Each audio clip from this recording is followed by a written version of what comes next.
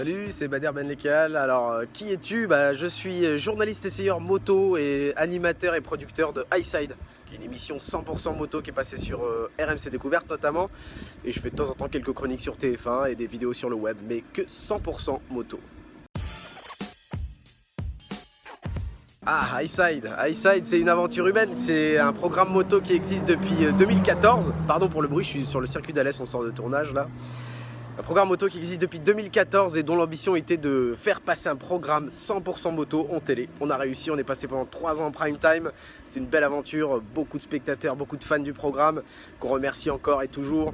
Voilà, donc c'est la passion de la moto, accessible au grand public, surtout très très grand public. Voilà, pour histoire de convertir des non-motards à la passion de la moto. Dans la production audiovisuelle, tous ceux qui connaissent un peu le métier savent qu'on a besoin de véhicules fiables et polyvalents. Alors nous, en plus, notre pick-up travelling qu'on voit là derrière, qui sort de tournage, il faut qu'il soit aussi bon sur route qu'en tout-terrain, parce qu'on filme aussi les véhicules en travelling en tout-terrain. On a fait une vidéo making-of sur YouTube pour vous montrer comment on exploite l'engin. Donc voilà, fiabilité, consommation relativement raisonnable pour un pick-up, benne pour fixer notre structure motorisée avec la caméra et capacité off-road de ouf. Voilà, je crois que tout est dit. Alors ça c'est vrai, c'est assez curieux finalement parce que n'importe quel crossman ou pistard rêve d'avoir un pick-up pour charger sa moto à l'arrière de la benne, mais finalement on voit que c'est pas ce qui se passe, la benne étant assez haute. Les mecs préfèrent quand même mettre leur moto sur une remorque mais le tracter avec un joli pick-up. Je crois que c'est du lifestyle en fait, ils aiment les gros engins, gros moteurs.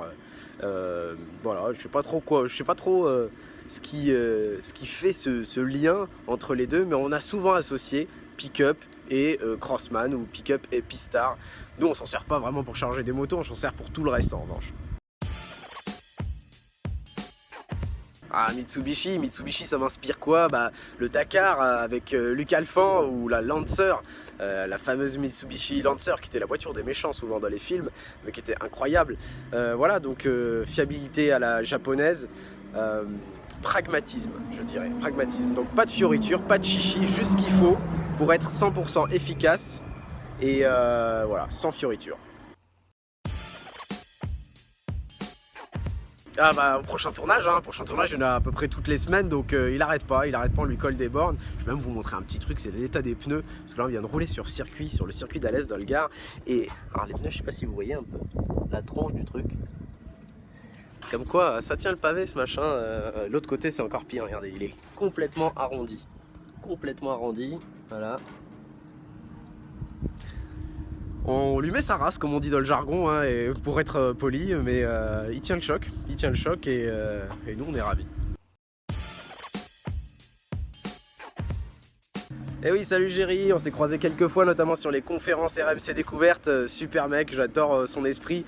Et en revanche, il y a deux choses qui nous séparent, mais vraiment énormément. Déjà, il y a 2 roues de trop. Et ensuite, il aime bien l'off-road, alors que moi je déteste pas mal l'off-road et tout ce qui a 4 roues, j'ai un peu de mal parce que j'ai aucune notion de pilotage. J'aimerais que tu me formes un jour à la conduite tout-terrain en 4x4, ce serait cool ça. Et en échange, je te donne une petite leçon de pilotage sur circuit, t'apprendre à poser le genou comme ton neveu, je crois, qui est en mondial super sport.